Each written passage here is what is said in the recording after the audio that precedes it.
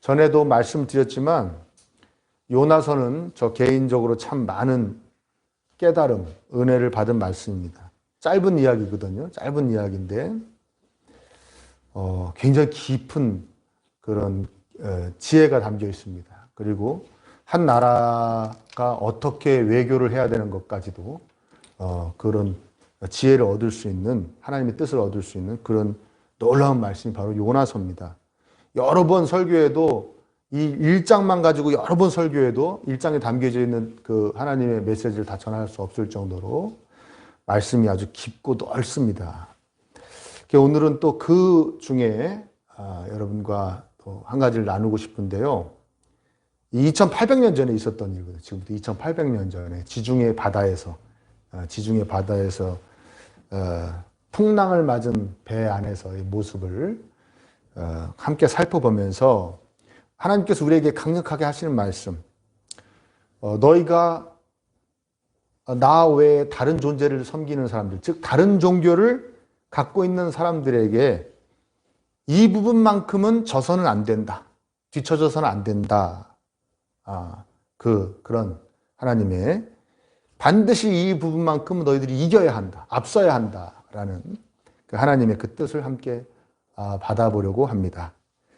요나는 북이스라엘 선지자입니다. 남유다와 북이스라엘 나뉘었지 않습니까? 북이스라엘 선지자인데 열왕기하 14장 25절에 보면 이 요나가 거기에 등장합니다. 똑같은 이름의 요나가 등장하는데 그때가 이제 이스라엘은 여로보암 2세라고 그래가지고 최고로 부강했던 시절이에요. 북이스라엘 부강했던 시절이 있고요. 아시리아는 이게 지금 니느웨로 가라. 하나님이 니느웨로 가서 회개를 선포하라 그랬지 않습니까? 하나님이 너희들 하는 짓을 굉장히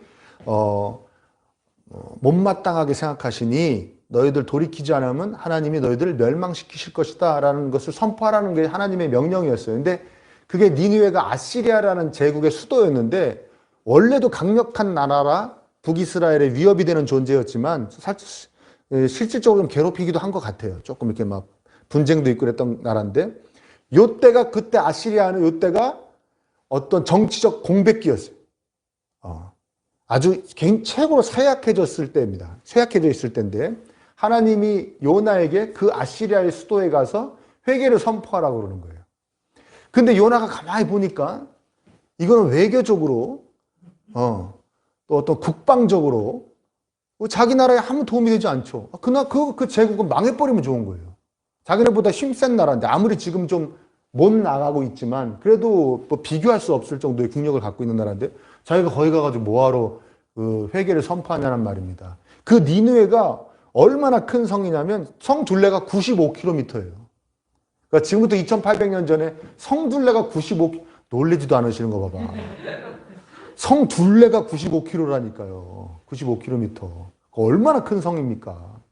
여기 보이면 뭐 3일을 걸어 다녀야 다 성을 다닐 수가 있다 얘기할 정도로 그 안에 있는 사람들에게 가서 만약에 요나가 회개하시오. 하나님이 당신들 혼내신답니다. 그래가지고 진짜 회개하면 하나님 분명히 또 용서해 주실 거란 말이에요. 그러니까 그게 싫은 거예요.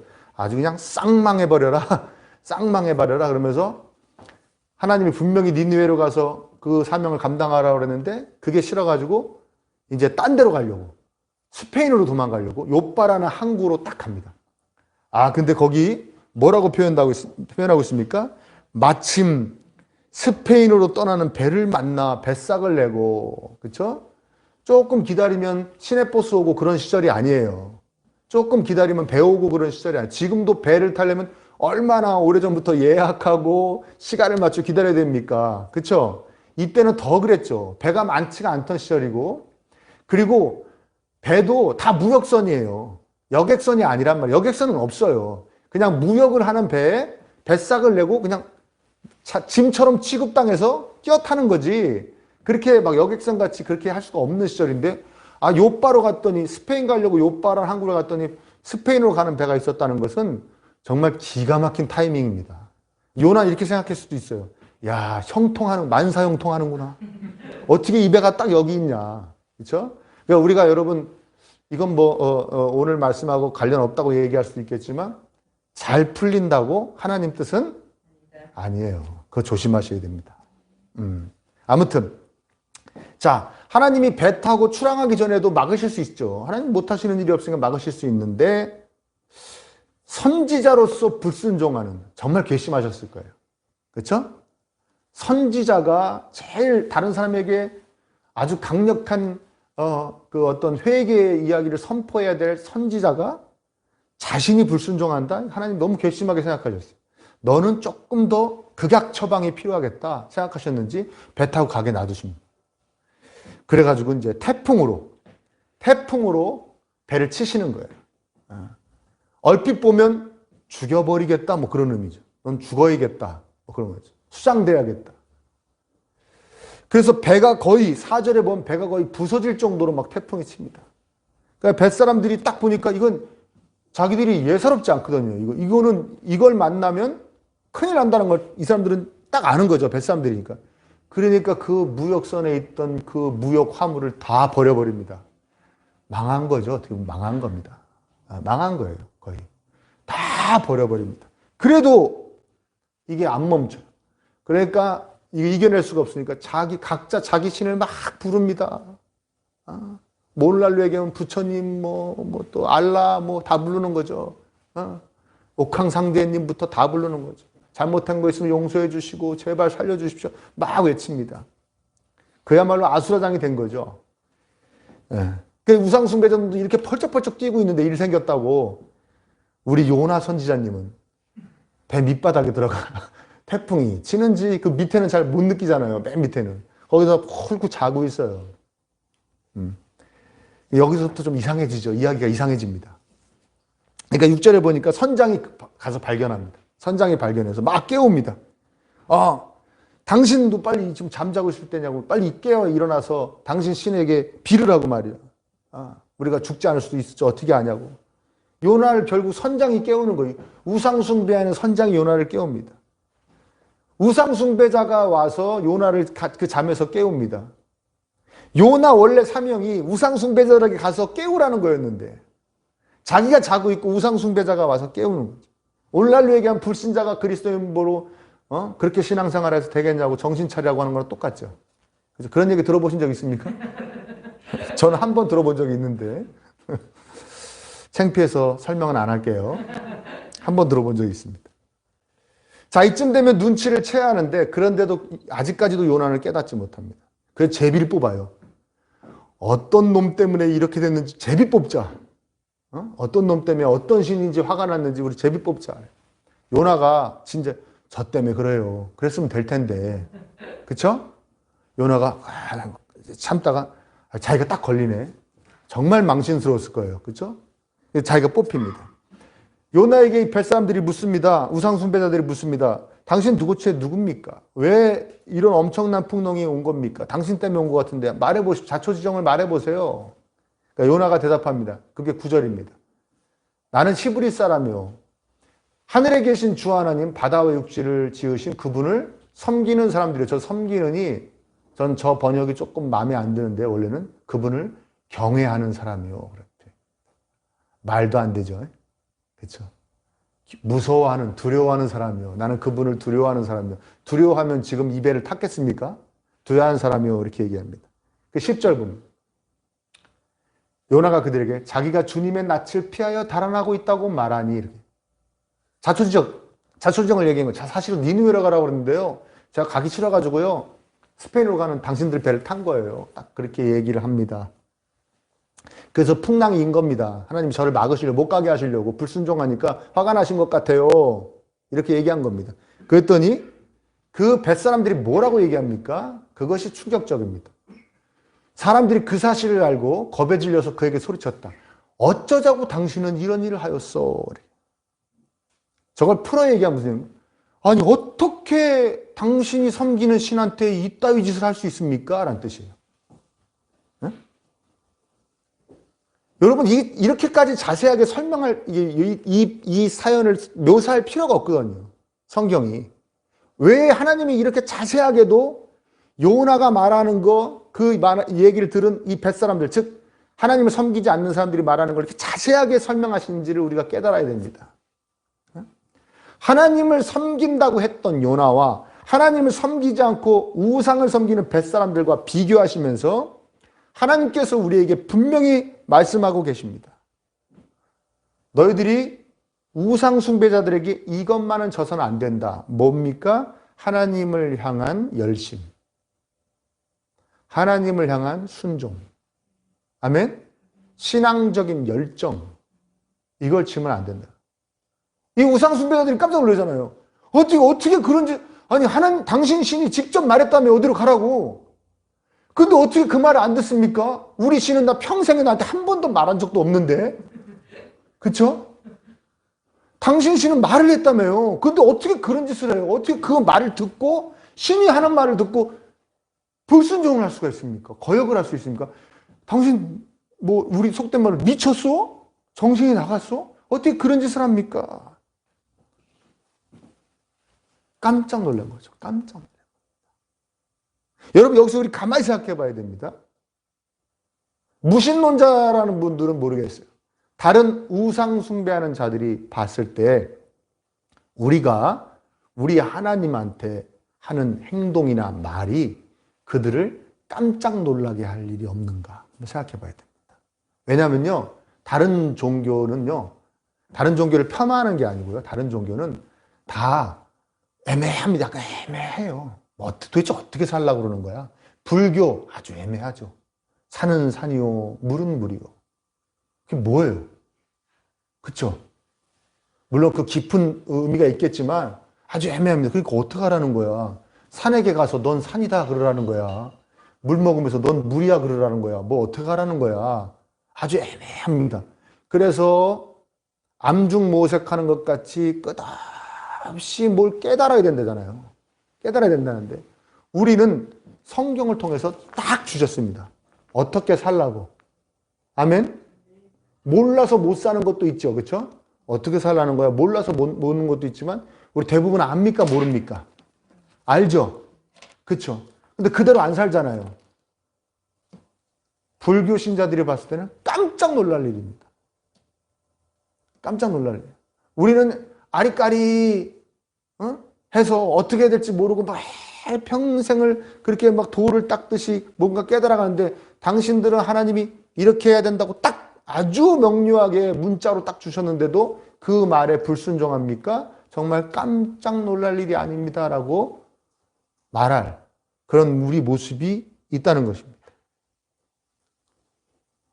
우리는 우리 신한테 감히 그렇게 못하는데 너희들은 어떻게 신 앞에서 그런 마음을 품고 행동하고 다른 사람에게 그렇게 할 수가 있지? 이럴 것들이 있다는 거예요. 여러분 우리가 이슬람교도가 뭐 어쩌니 뭐 저쩌니 막 얘기를 하는데요.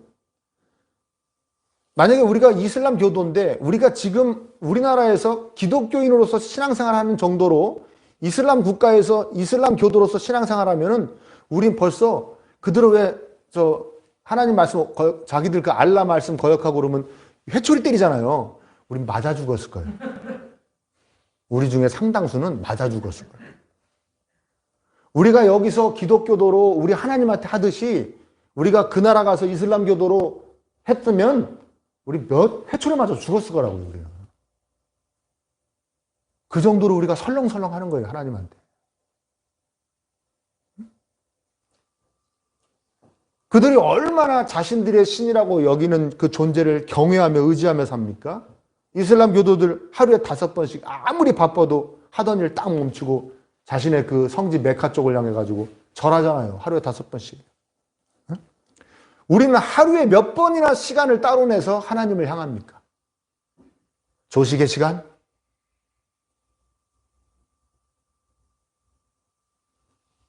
여러분 코로나로 이제 뜸해졌지만 얼마 전에 코로나 터지기 전까지만 해도 인도네시아나 뭐 말레이시아, 특히 인도네시아 같은 그 이슬람 국가에서 우리나라로 여행 많이 왔죠. 그렇죠?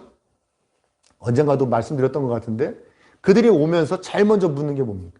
여행사 같은데 제일 먼저 묻는 게 한국에 가면 우리가 기도 시간에 기도할 처소가 있느냐? 예를 들어 명동에 가면 명동 관광하다가 그 시간하고 겹치는데 그때 우리가 기도할 수 있겠냐? 이건 묻는다지 않습니까? 여러분 어디 여행 가면서 그런 거 물어본 적 있으십니까?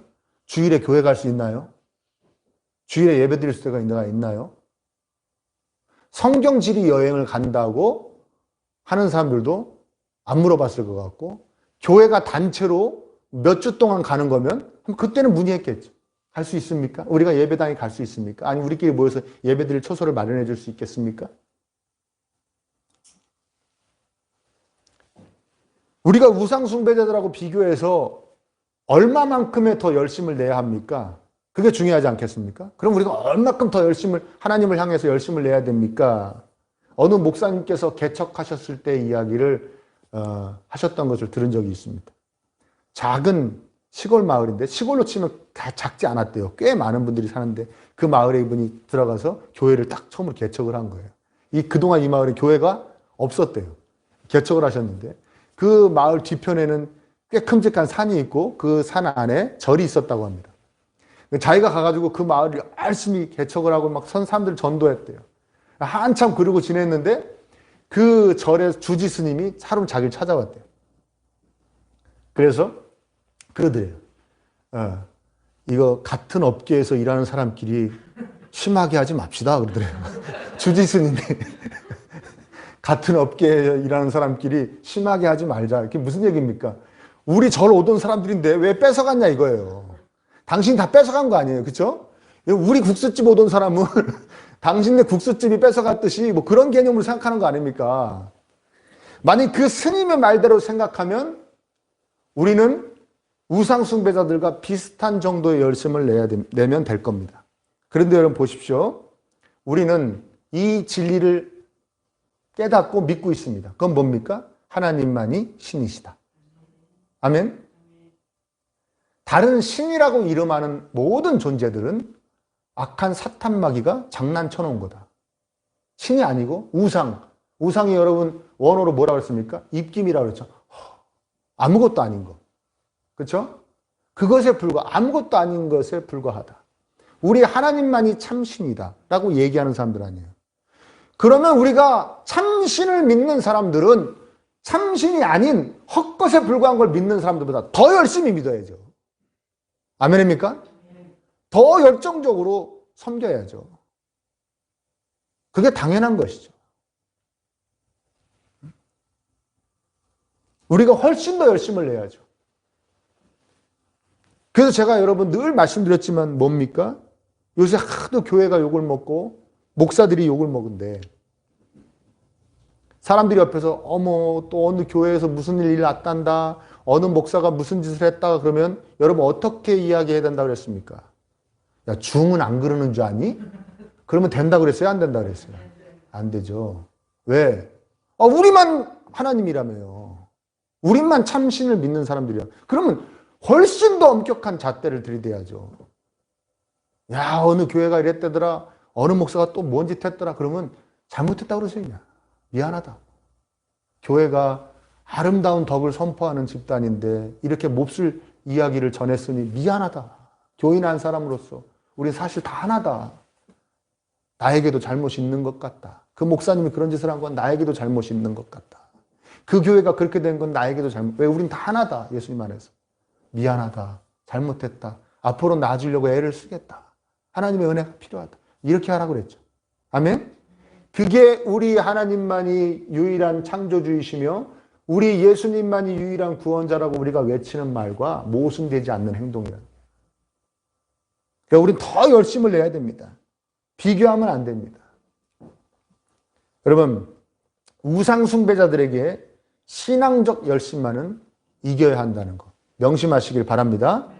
자, 요나가 이렇게 깨닫습니다. 반성합니다. 나 때문에 이 풍랑이 일어난 겁니다. 제가 감히 이런 짓을 했습니다.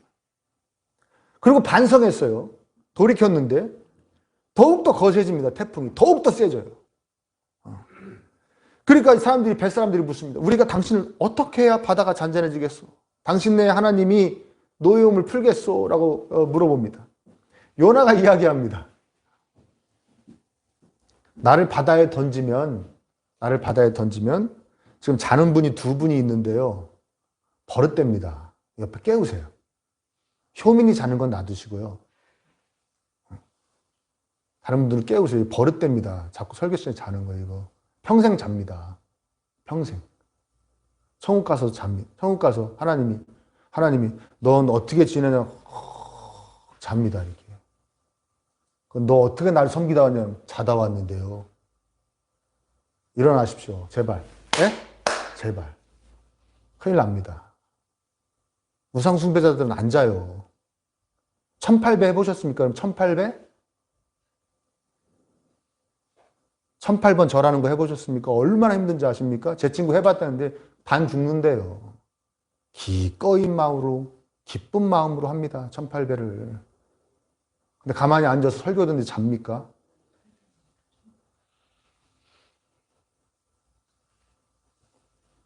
어디까지 했어요? 예. 요나가 이야기합니다.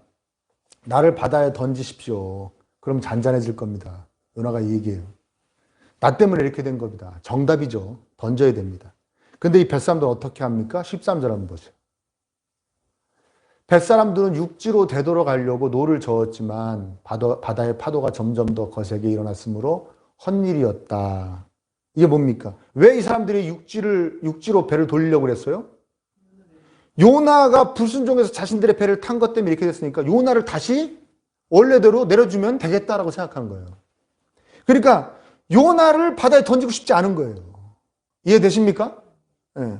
어떻게 해서든지 요나를 죽이지 않으려고 했다는 뜻이에요. 저 뜻이. 저 말 뜻이. 그러니까 저 얘기는 또 뭐를 저렇게 자세하게 얘기하시냐고요. 풍랑이 너무 심해서 요나를 던질 수밖에 없었다 그러면 되지. 저건 저 얘기는 뭐하러 하시냐고요. 또 비교하시는 거죠. 요나가 이 배에 왜 타고 있는 겁니까? 자신이 니느웨로 가서 하나님의 진노하심을 전하면 니느웨 백성들이 혹시라도 그 얘기를 듣고 돌이키면 하나님이 이것들을 안 죽여버리실 것이니 그게 마음에 안 들어서 이 배를 탄 거 아니에요. 이해되십니까? 한마디로 요나가 이 배를 왜 탔습니까? 니느웨 백성 다 죽어버리라고 배를 탄 겁니다. 하나님 믿는 백성은 자기하고 별 상관도 없는 사람들 다 죽어버리라고 불순종을 했는데 이 뱃사람들에게 요나는 어떤 존재입니까? 요나는 정말 죽여버리고 싶은 존재예요. 아까도 얘기했지만 이건 무역선입니다. 요나 때문에 지금 자기들이 무역해야 될 짐을 다 버렸죠. 망한 겁니다. 여러분 장사하는 사람들이 제일 꼴보기 싫은 사람이 어떤 사람입니까? 장사 못하게 하는 사람. 그래요 안 그래요? 그렇죠? 이 뱃사람들에게 요나는 지금 원수예요. 근데도 이 사람들은 이 요나를 죽이고 싶지 않아가지고 살려보려고 이 요나의 목숨을 귀히 여기고 지금 이 난리들을 치고 있는 겁니다. 하나님 이걸 두 개를 딱 비교하시는 거예요. 누가 더 사람을 귀히 여기나 누가 더 나의 백성다운가 너희들이 봐라. 저하고 여러분들에게 말씀하시는 거였어요. 요나냐 우상숭배자들이냐.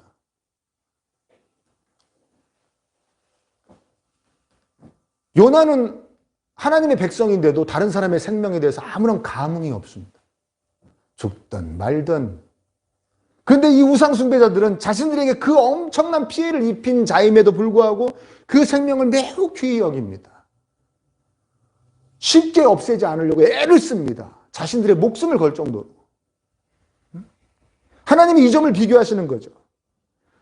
여기서 하나님이 우리에게 우상숭배자들에게 지면 안 된다. 반드시 너희들이 이겨야 된다는 점이 또 하나가 부각됩니다. 그건 뭡니까? 사람 귀히 여기는 마음만큼은 절대 우상숭배자들한테 져서는 안 된다. 아멘입니까? 사람 귀히 여기는 그게 뭐가 생명이 됐던 인권이 됐던 뭐가 됐던 저 정확하게 모르겠어요. 아무튼 사람 귀히 여겨라. 사람이 제일 중요한 거다. 응?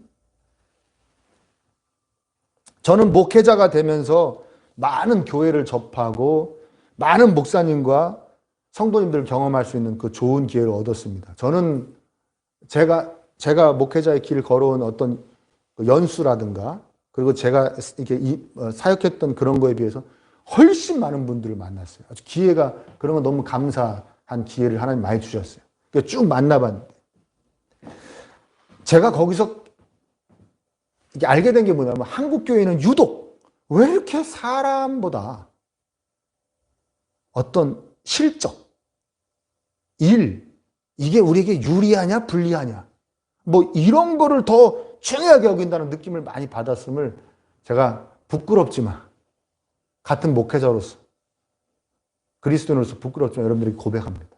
아마도 우리나라가 막 고속 성장을 했잖아요. 그래서 막 성과를 내야 된다, 뭐 이득을 얻어야 된다. 이거에 너무 이렇게 올인하면서 교회도 비슷해진 것 같아요. 교회도 그런 문화가 팽배해진 것 같아요. 그래서 사람을 귀히 여기질 않아요. 사람 자체를 귀히 여기지 않아요. 이 배에 탔던 우상숭배자들이 나중에 할 수 없이 요나를 바다에 던지면서도 얼마나 자신들의 안위 때문에 사람 한 명을 죽이는 것에 대해서 얼마나 두려워합니까? 얼마나 힘들어합니까? 막 싹싹 빌잖아요. 우리 살자고 이 사람을 죽인 거를 살인죄로 보지 말아달라고 막 싹싹, 어쩔 수 없어 그럴 수밖에 없었습니다. 빌지 않습니까? 여러분, 러시아가 우크라이나를 침공했습니다. 우크라이나를 침공했어요. 지금까지 이게 2월 3일, 지난 목요일이죠. 예, 목요일 자정까지의 통계인데, 우크라인 민간인만 1000명이 넘게 죽거나 다쳤어요. 300명이 넘게 죽었어요. 그 중에 여자 또 어린아이들도 상당수입니다. 죽었습니다. 기독교 신문을 봤어요. 제가 이것 때문에 기독교 신문을 봤어요. 이 설교 때문에 기독교 신문을 이제 저한테 온 것도 보고 뭐 찾아도 봤는데, 내용이 다 이거예요. 우크라이나 이 사태를 보면서 이 전쟁이 우리에게 주는 교훈이 무엇인가? 우리는 어떻게 해야 되나? 이 미국과 중국이 첨예하게 대립하고 있는 상황 가운데 우리는 어떻게 해야 되는 건가? 이런 얘기예요. 이 우크라이나 사태가 우리에게 유익한가? 아니면 불이익인가? 이런 얘기예요. 아니, 지금 다른 비기독교 신문이 이런 얘기를 하면 제가 이해를 하겠는데, 지금 전문 기독교지가 지금 이런 거 얘기할 때입니다. 여러분, 가만히 생각해 보십시오. 이게 지금 정상입니까? 응? 기독교 전문지면 지금 우크라이나 사태 이렇게 막 사람 죽어간다. 뭐, 잘잘못을 떠나서 사람이 죽어가는 건 안 된다. 전쟁은 안 된다. 우리 이 우크라이나가 빨리 평화가 오도록 우리 같이 기도해야 됩니다. 우리 한국 교계에서 대대적인 기도의 운동을 벌여줘야 됩니다. 이게 우리가 그리스도인으로서 할 마땅한 행동입니다. 뭐 이런 얘기 해야 되지 않습니까? 기독교 신문이? 그렇지 않습니까? 뭐 정세가 어떻고 외교적으로 어떻게 해야 되고 뭐 이런 걸 왜 기독교 신문에서 얘기합니까? 딱 한 군데 인간의 생명에 대해서 이야기한 딱 한 군데 기사가 있어요. 뭐라고 하는지 알아요? 우리나라 선교사님들은 비교적 무사하답니다. 아주 큰 감동이었어요. 그래도 어떤 생명이 되더라도 우리나라 선교사인데도 아무튼 사람 생명 얘기하니까 참 귀하다는 생각을 했어요. 여러분 지금 웃으셨지만 여러분 우크라이나가 러시아가 우크라이나를 침공하려고 할 때 그리고 침공 이후에 여러분 무슨 생각이 제일 먼저 들었습니까? 주식값이 어떻게 될까? 유가는 어떻게 되지? 기름을 지금 많이 넣어놔야 되나? 어? 다른 나라가 또 우리나라 이런 식으로 쳐들어오면 어떡하지? 만약에 이런 생각이 제일 먼저 들었다. 우크라이나 사람들은 어떻게 하면 좋아? 많은 사람들이 다치겠네? 불쌍해서 어떻게 하면 좋아? 하나님 불쌍히 여겨주세요 라는 생각이 먼저 들지 않고 주식은 어떻게 되는 거야? 유가는 어떻게 되는 거야? 우리나라 경제는 어떻게 되는 거야? 이런 생각부터 먼저 들었다면 회개하십시오. 회개하십시오. 정말 기독교인답지 않은 거예요.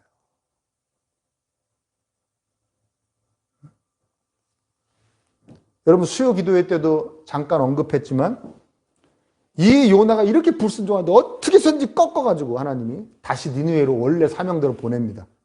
왜 그렇다고 그랬습니까? 요나 하나님한테는 그 일이 이루어지는 게 중요한 게 아니고 그 일을 요나가 하는 게 중요한 거예요. 그러니까 즉 하나님은 요나가 중요한 거예요. 이해되십니까? 하나님은 이렇게 사람을 귀히 여기십니다. 사람 자체를 귀히 여기시는 거예요. 사람이 얼마나 소중한지, 하나님이 사람을 얼마나 소중한지는 예수님이 이 땅에 왜 오셨는지를 보면 알 수 있습니다. 우리 살리려고 오신 거 아닙니까? 사람 살리려고 이 땅에 오셨고 십자가에서 피 흘리신 거예요. 예수님이 하신 말씀, 아마 이 얘기 굉장히 많이 하셨을 거예요. 나는 99마리 양 끌고 가다가, 100마리 양 끌고 가다가 한 마리가 없어졌어. 그럼 99마리 양 나놓고 한 마리 막 찾아 헤맨다? 그래도 그 한 마리를 찾아. 그러면 그 한 마리 찾은 것 때문에 잔치를 베풀 온 동네 사람들 오라고 그래가지고 잔치한다 우리 집에서. 나는 그래. 그게 천국이야. 하나님 나라 법칙이야. 그렇게 얘기해요. 여러분 이게 세상 계산법으로 이보다 멍청한 짓이었습니다. 한 마리 그냥 없어진 거로 놔두지 그 한 마리 찾았다고 한 마리 찾는 그 시간적 비용, 노력 거기다가 그 한 마리 찾았다고 잔치하면은 양 한 마리 값만 듭니까? 얼마나 많은 돈을 들여야 잔치를 합니까? 계산 안 나오죠. 정말 멍청한 짓이죠. 근데 하나님은 그렇게 생각하신다는 거예요. 아멘? 뭘 떠나서 다 어떤 계산을 넘어서서 한 영혼 한 영혼 한 사람 한 사람을 귀히 여기신다는 거예요. 그러니까 당연히 우리가 그분의 자녀로서 우리도 사람을 귀히 여겨야죠. 아멘입니까? 사람 귀히 여겨야죠. 그 귀히 여기심으로 저와 여러분이 하나님의 자녀가 되었으니 우리도 사람 귀히 여기는 마음만큼은 우상 숭배자, 다른 종교인들한테 절대 뒤져서는 안 됩니다. 우리가 더 사람 귀히 여겨야 됩니다. 여러분 어디에 가도 사람 귀히 여기셔야 됩니다. 그리고 귀히 여기게 해달라고 기도하십시오. 학교를 가도 새로운 친구들을 만나고 선생님 만나고 제가 이 선생님, 이 학생들 귀히 여기게 해주세요. 직장에 가서 상사를 만나도 동료들을 만나도 제가 이분들을 귀히 여기게 해주세요. 정말 귀히 여기고 싶지 않아도 저 귀히 여길 수 있는 마음을 주세요. 그게 그리스도인의 마음인 줄 믿습니다. 그렇게 기도해야 됩니다. 여러 가지 일로 만난 사람도 아무리 하찮아 보여도 다시 안 만날 것 같은 사람이라도 지금 이 순간만큼이라도 이 사람을 귀히 여기게 해주세요. 우리 기도하며 만나야 됩니다. 그게 그리스도인입니다. 여러분, 부유함, 사회적 지위, 개인적 능력, 학벌, 지혜 다 우상 숭배자들한테 질 수 있습니다. 저도 됩니다. 그러나 이것만큼은 우상 숭배자들한테 꼭 이겨야 합니다. 뭐예요? 하나님께로 향하는 열심, 순종, 신앙적 열정 이것만큼은 꼭 우상 숭배자들한테 이기시길 바랍니다. 인간을 귀히 여기는 마음, 언행 이것만큼은 꼭 우상 숭배자들한테 이기시기 바랍니다. 이 두 가지만은 늘 승리하시기를 예수님의 이름으로 축복합니다.